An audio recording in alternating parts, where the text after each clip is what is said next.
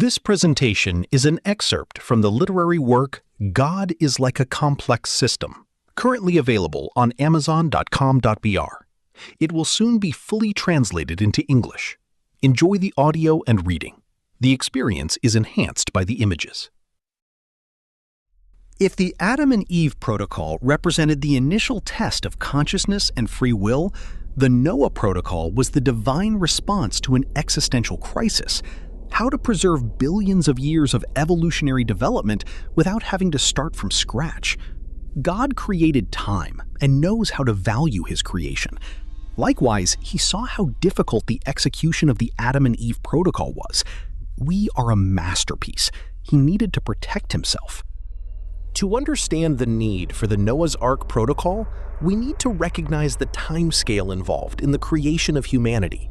It wasn't literal days, but billions of years of carefully orchestrated evolutionary processes. Formation of the planet, 4.5 billion years shaping the ideal conditions for life. Emergence of life, 3.8 billion years from the first cells to complex organisms. Evolution of mammals, hundreds of millions of years refining biological systems. Emergence of human consciousness, millions of years developing the brain capable of self-reflection. Obviously, by now you understand that creationism and evolutionism are exactly the same thing, one simply providing technical data for the other. This was the greatest development project ever undertaken, a process so long and complex that restarting it did not seem like the best choice. When humanity reached a critical point of corruption, where violence, moral degradation, and deviation from the original purpose threatened the entire project, a divine dilemma arose. The traditional solution would be a complete reset, but that would mean losing billions of years of evolutionary progress, discarding all developed genetic diversity, erasing entire lineages of accumulated biological knowledge, starting from scratch, a process that took ages to complete. It was simply impractical, even for God, who works in eternity. There was value in the time and process already invested. Noah's Ark was not just a boat, it was a divine backup system, a selective backup, a contingency solution to preserve the essentials while the corrupted system was cleaned and restarted. It was simply impractical, even for God, who works in eternity. There was value in the time and process already invested. Noah's Ark was not just a boat, it was a divine backup system, a selective backup, a contingency solution to preserve the essentials while the corrupted system was cleaned and restarted. Like a systems engineer who, upon detecting a critical infection, doesn't format the entire hard drive, but saves essential files before reinstalling the operating system, God preserved the fundamental components of creation. Observe the files saved in the backup. 1. Uncorrupted human DNA. Noah and his family represented a preserved genetic and spiritual lineage, humans who still maintained the connection to the original purpose, the clean source code of humanity, free from the corruption that had spread. 2. Essential biodiversity.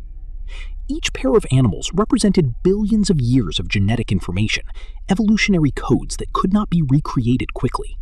The diversity of species was the result of countless generations of adaptation and refinement. Losing this would be losing the work of ages. 3. Fundamental ecosystems. It wasn't just about saving isolated species, but about preserving ecological relationships, predators and prey, pollinators and plants, decomposers and producers, an entire interconnected system that took eons to reach equilibrium. Imagine a data scientist who has been developing an artificial intelligence system for 20 years. Suddenly, the system is infected by a virus that is corrupting its fundamental processes. The scientist has two options. Option 1, total reset. Erase everything and start from scratch, losing 20 years of learning and development. Option 2, selective backup. Save the essential uncorrupted components, clean the system, and restore from the backup. Obviously, the rational choice is the second. That's exactly what God did with the flood. The complete Noah's protocol. Phase 1, diagnosis. Identify that the system, Humanity is corrupted beyond partial recovery. Phase 2, backup selection. Identify the uncorrupted elements that should be preserved. Noah, his family, and representatives of all species. Phase 3, container preparation. Build the preservation system, the Ark, capable of keeping the backups intact during the cleaning process. Phase 4, cleansing execution. Restart the environment, flood, to eliminate systemic corruption. Phase 5, restoration. Re-implement the backups in the clean environment, allowing life to restart without losing billions of years of evolutionary progress. Phase 6, new covenant. Establish new parameters, the rainbow as a symbol, ensuring that such a drastic reset would never again be necessary. Of course, some will still wonder, if God doesn't measure time, why not start from scratch? The answer lies in the very nature of the divine project. 1. Value of the evolutionary process. God works through evolution, not despite it. The process of billions of years was not a bug, but a feature, a way to create complexity, resilience, and beauty through natural mechanisms. Skipping this process would be denying his own method of creation. 2. Divine economy. Even being omnipotent, God operates with elegance and efficiency. Why recreate what already worked? Why discard billions of years of refined genetic information when it could be preserved and reused? 3. Narrative continuity. To completely restart would mean breaking the continuity of history. Post-flood humanity maintains a connection with pre-flood humanity precisely because it was preserved, not recreated.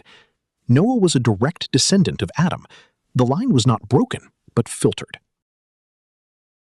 The NOHA Protocol demonstrates a fundamental truth about the nature of God and creation. Even the divine values what has been built with time and care.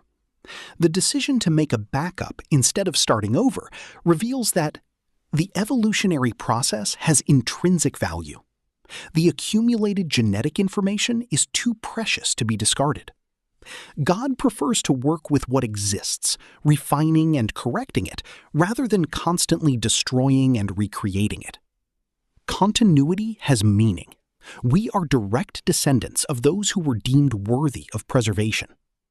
Thus, Noah's Ark was not just a story of survival.